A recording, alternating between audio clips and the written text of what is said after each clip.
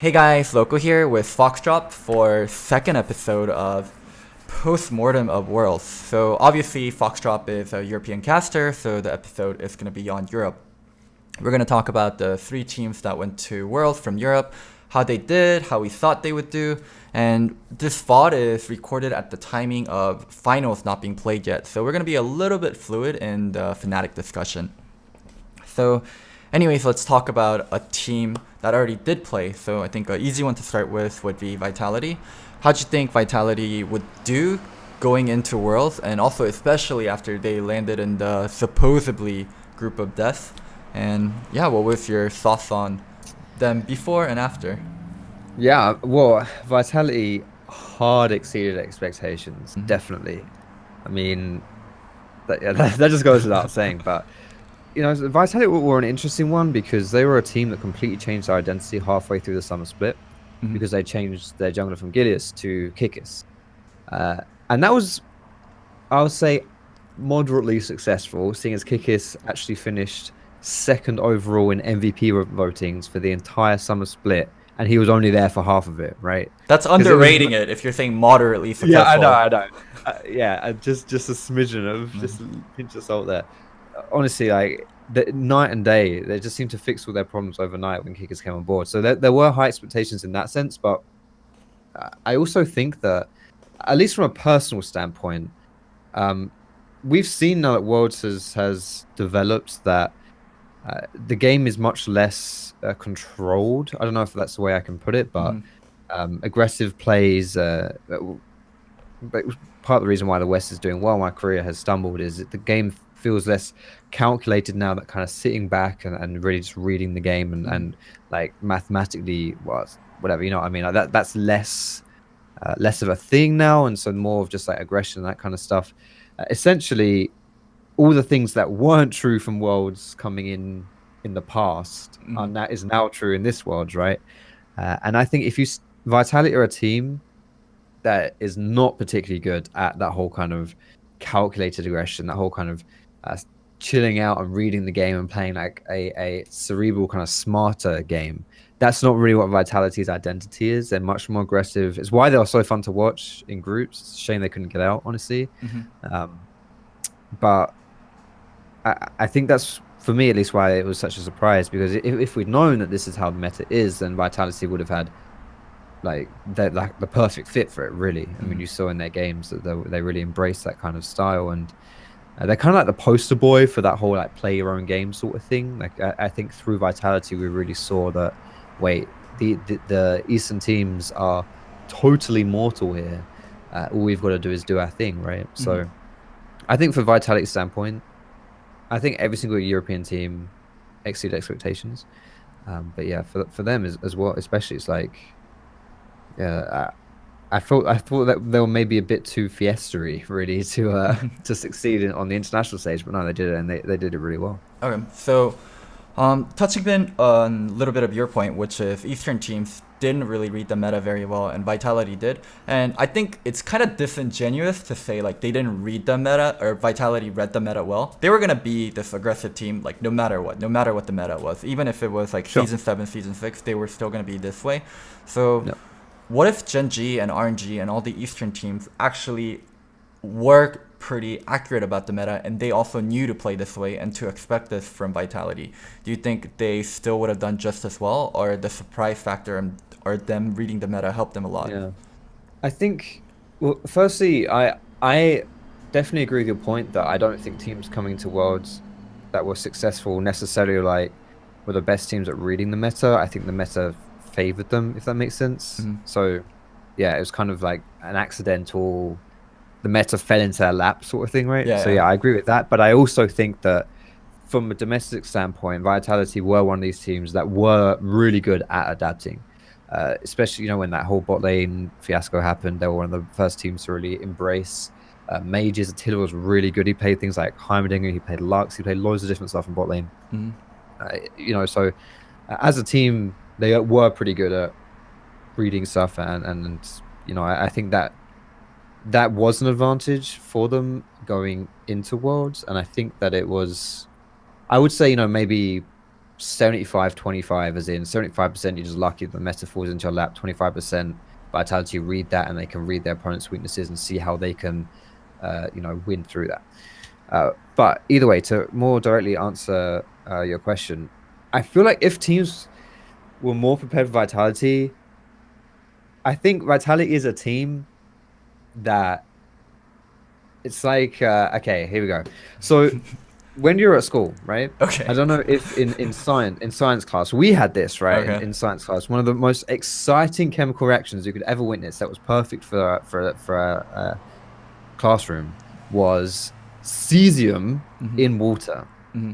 Do you know what happens when you stick cesium in water? Is it the If one you that don't, crackles, or is it the one that foams it's the out? one that goes and then goes. Okay. It just fuzzes and buzzes and blibbles and then it just like it just goes crazy violent and then just dies out. That's team vitality. That team is just insane. They're really aggressive. They're really good at pushing advantage and pushing aggression, but they are so bad at not at kind of taking their foot off the gas and onto the brakes. They can't do it. So many times in EU, they would just group mid and try and force fights when they're not strong enough to do it. And then it's kind of like either they win hard or they lose hard, right? Because they accelerate their own death. So I feel like to that extent, if you prepare for them and you're not in a situation where they are ahead of you and where they're a bit more subdued and contained in that early game, then yeah, I actually think you stand a pretty good chance versus that team because they will just almost try things they shouldn't be trying. I don't think they're particularly good at playing when they're not ahead. How are they in Europe? Because like at Worlds, like none of the teams like really knew Vitality, and they were very surprised by how they pulled it out. Like regionally, like did they still have a lot of the surprise factor, and did they still win in the same ways that a lot of the what they showed at Worlds? Like what were they like regionally? Yeah, they were very much like you saw them at Worlds. Honestly, they were just aggressive, explosive. One of the more fun teams to watch, definitely. Like I said, they had that kind of identity change when Kigis came in for Gilius. So you didn't really get to see the kind of progression of how the team. It was like a snap, if that makes sense. It's not like the team was like growing and then growing together as a team like most teams were, because Kikis has completely changed. He just completely changed everything for Vitality. He was such a perfect fit for them.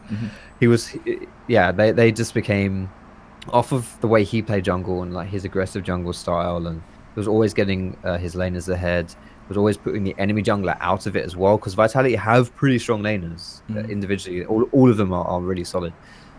So yeah, it was a similar style that we were seeing domestically, but it's interesting because in the playoffs, in summer playoffs, Vitality actually fell to Schalke in the quarterfinals, I think it was, or semis. No, it was semis. Yeah, they fell to Schalke in the semis, and then they won the third place match, which is how they qualified through championship points. And Schalke are much more of a Korean team, sort of. I would personally describe them as, because they're a lot more bot focused. They're a lot more patient. Their draft is crazy because Nukjuk plays like 3,000 different champions. So they actually lost to the style that it looked like you would see kind of like a Schalke on steroids when he went to the international stage, if that makes any sense. And they actually lost to that. So it was always like you're never really sure what you're getting with them. From my standpoint, at least, it's kind of, but that's what made them so fun as well, because it was very much like a Feast of Famine play style. And I guess teams in Europe had more time to figure them out because they play them all the time. But yeah, I guess that's actually a fair point. I've been rambling here for like 5 minutes. No, but well, I'm gonna answer the question in this one statement. So when Kikis first joined the team, they completely, I've said this 1,000 times, but they completely swapped around how they were playing, and they went, I don't know how many games in a row they won, but they won a crap ton of games, suddenly became one of the best teams in the league. And that's kind of what happened at Worlds, right? Because people in EU didn't know how to play versus Vitality with Kikis, right? That was the new team that they hadn't figured them out yet. And to me, that's sort of what you were seeing in Worlds as well, where these guys don't know how to play versus Vitality, and then they just they looked really good. Oh, It's such a shame they couldn't get out groups. I wanted to see what they would look like in a best of 5, but hey, I'm still happy with what they did. They were really fun to watch. yeah, I mean, I asked that question because I know for a fact that most Korean and Chinese teams don't have analysts, and they don't like researching other regions that well, and they are more about if we play our best game, then there's no way we lose. Yeah. So yeah, I mean, in hindsight, it was pretty obvious to see that RNG and Gen G would get surprised by Vitality a lot because they wouldn't do their research. But I wanted to ask from a more European perspective how you felt about it.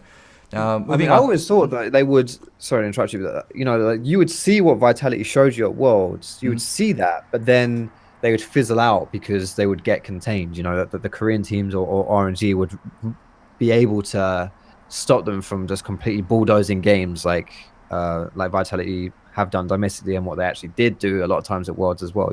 Like that's kind of what I was expecting to see, is very much like that Feast of Famine playstyle from Vitality that more often than not would be famine than feast. Okay. So moving on to another team, G2. They unfortunately lost to IG in the semifinals, 3-0. So yeah, I wanted to ask a little bit about G2, how you thought they would do going into Worlds and how they actually performed. Yeah, I thought the G2 coming into Worlds may not have even been the third best team in Europe. I guess maybe that's a bit harsh to say actually, because they earned their spot 100% because they went through the regional qualifiers, and they won 2 best of 5s to get there. So yeah, 100% earned their spot, but there are just some question marks around G2. Like they didn't qualify for Worlds very smoothly. It took them 5 games in the second round of the regional finals. Hmm. Then it took them 4 games in the last round.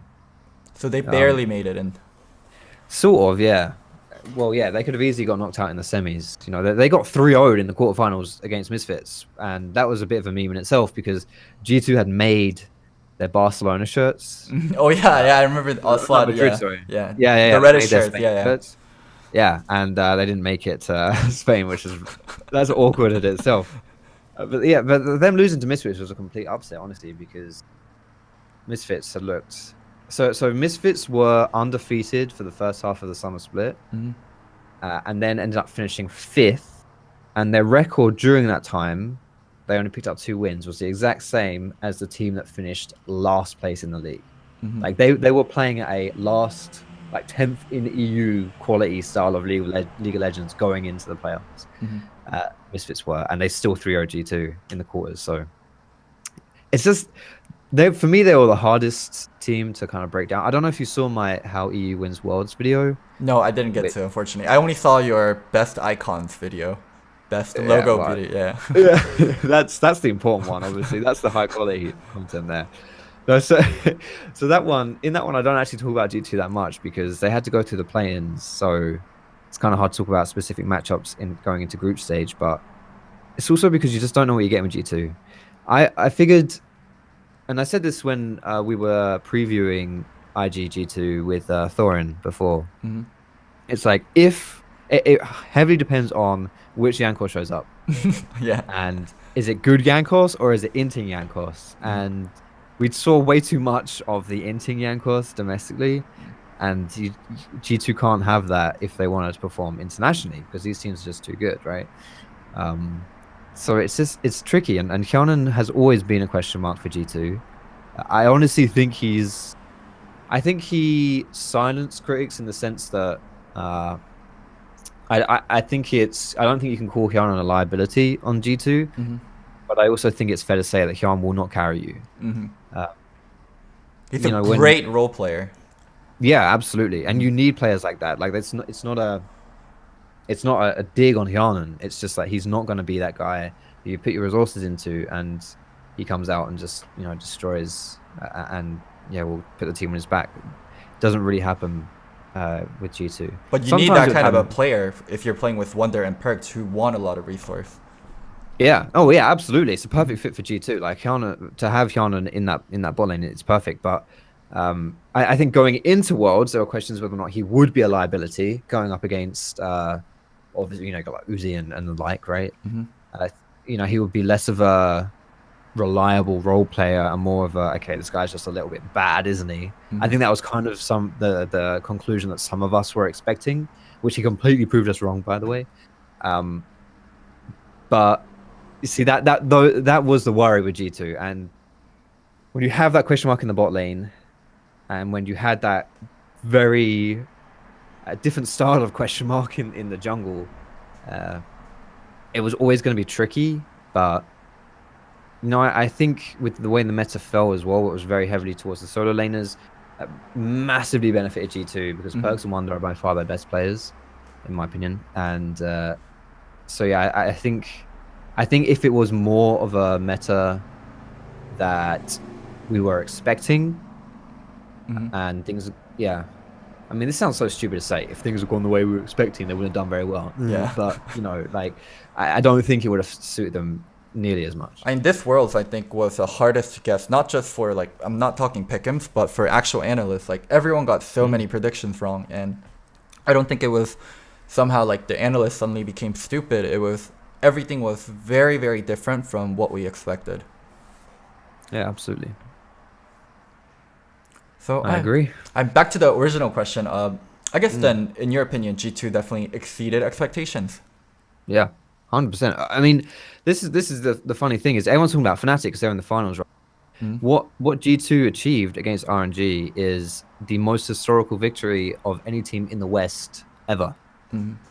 in my opinion, at Worlds, because beating a tournament favorite from the East in a best of five, Mm-hmm. unheard of, Yeah, definitely. absolutely unheard of. It had just had never happened before. And it's the same with Cloud9. Honestly, they're 3-0 versus Afrika. I put it like a tier slightly below what G2 achieved because I think Mm-hmm. RNG were a much higher caliber team than Afrika. Mm-hmm. But still, these two things are, and I know we're not talking about NA here, but just as a kind of side point, but these achievements are gonna be sort of brushed aside a little bit or swept under the rug or just they're going to be in the shadow of what Fnatic is gonna of what Fnatic has done because they've just one up them. But yeah, if you look at it in a vacuum, isolated, specifically for what G2 have done, holy crap. Getting out of their groups was miraculous enough. And then beating RNG in a best of five, beating the tournament favorites, who have you have Uzi who'd won. RNG had won everything this year, Mm-hmm. everything, literally everything. You name it, RNG won it, and they have the best player in the world piloting that team, and G2 beat them in a Mm-hmm. best of five. Like that is insane, and I hope that's what this G2 squad is remembered for this Worlds, Mm-hmm. and likewise for Cloud9 against Afrika. I hope that the quarterfinal matchups, and even just getting out of groups, I hope people don't remember too much those really lopsided semi-finals and really see what they achieved before that because it was incredible what the teams managed to do. Yeah, in a world where Fnatic gets, say, knocked out by EDG, I think we'd be celebrating like what G2 has achieved, Yeah, what Cloud9 has achieved. It's just that absolutely. Fnatic's achieving so much that it Yeah, overshadows pretty much anything else that any other Western team has done. yeah, So, I mean, naturally moving into Fnatic, we're going to be a little bit more, I guess, fluid. Like, how, yeah, I mean, what do you think of what they achieved so far, and did it exceed your expectations? yeah. I think I would have been disappointed if Fnatic hadn't made semis. Uh, but at the same time, you know, if they got knocked out in quarters because you get an unlucky draw or something like that because you finish second in your group, then whatever. But you know, I actually don't think this Fnatic squad is as good as the season 5 Fnatic squad personally. Mm. The Huni Reignover era because it's really, man, this one's really hard to articulate, but obviously from a results perspective, yes, they are better, right? Mm-hmm. They're looking to like win the whole thing for goodness sake, but considering in season 5, basically since season 3, Korea has been untouchable, essentially untouchable. Um, and Fnatic were, in my opinion, coming into season 5, they were actually probably like a tier 2 Korean team, if that makes sense. So Mm-hmm. you're not favorites. and you're, a step below the best Korean teams, but you're right up there, So for me, I feel like looking at what my expectations of Fnatic coming in were that, well, this was before everything went tits up, right? But coming into it, we're like, yeah, these guys are good.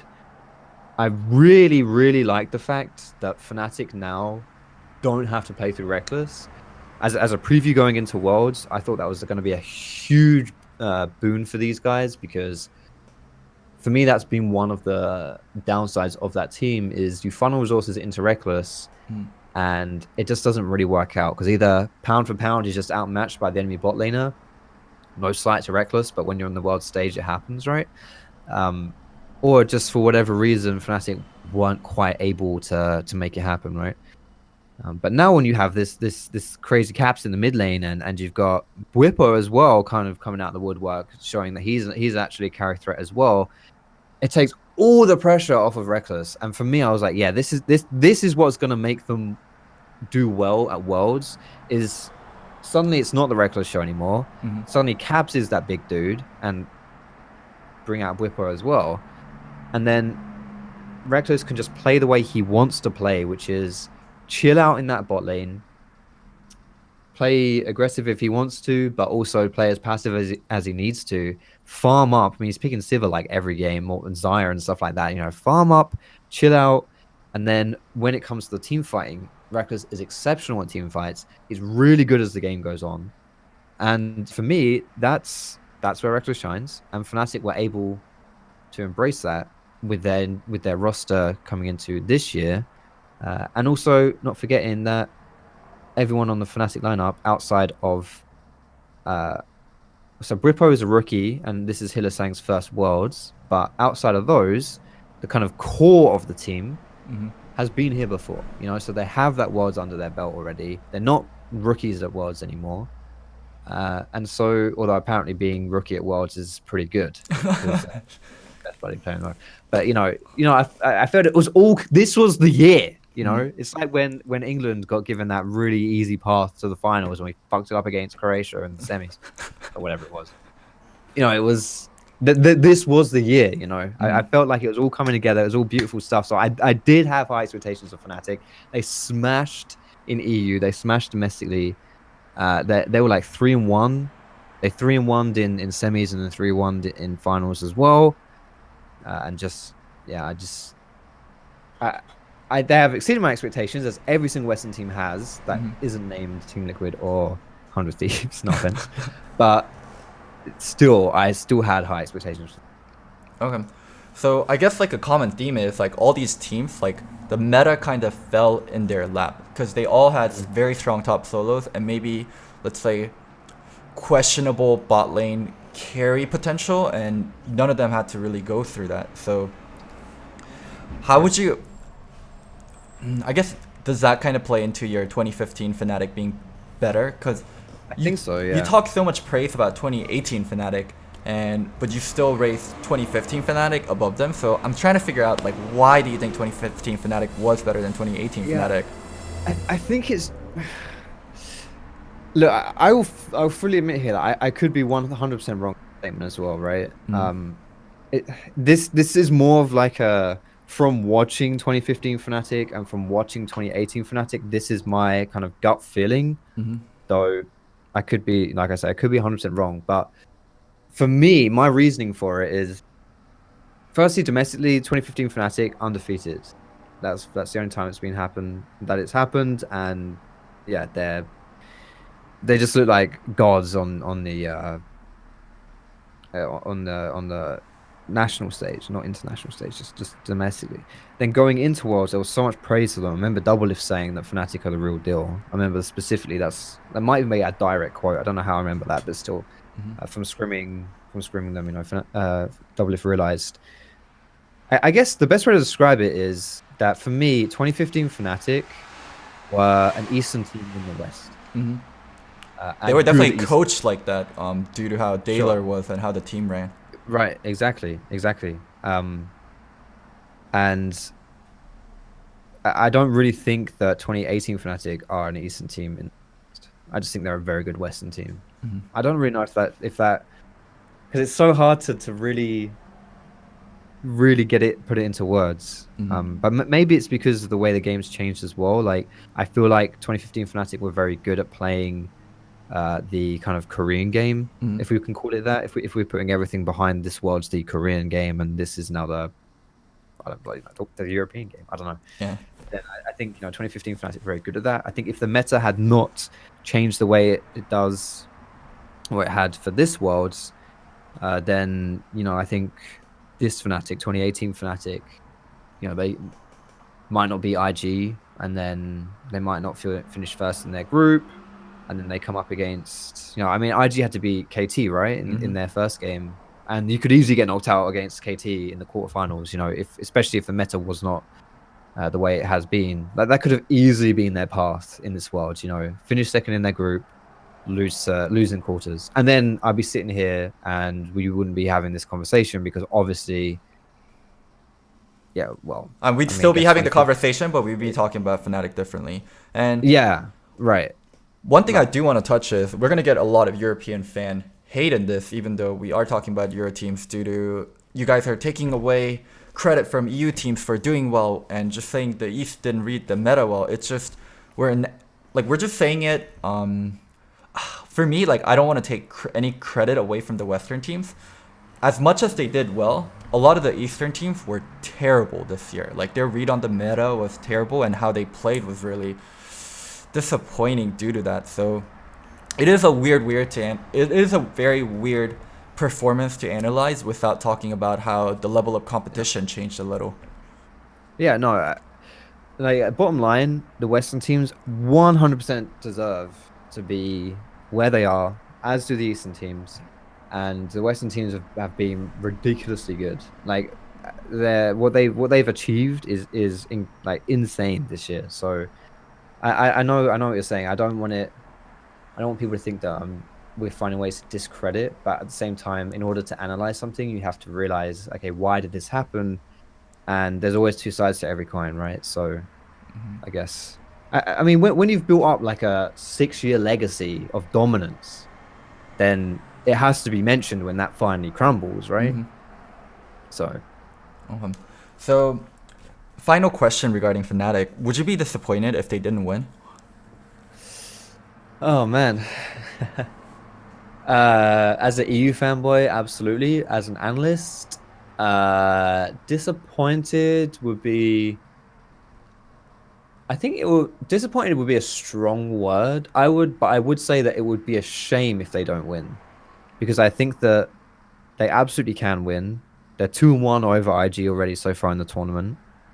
Um, and now is their best time. This is like their best chance, right? And I think they have what it takes. They can absolutely do it. I think that I don't know how much. I don't know. I could give you a longer answer here, or should I just leave it at that? Okay.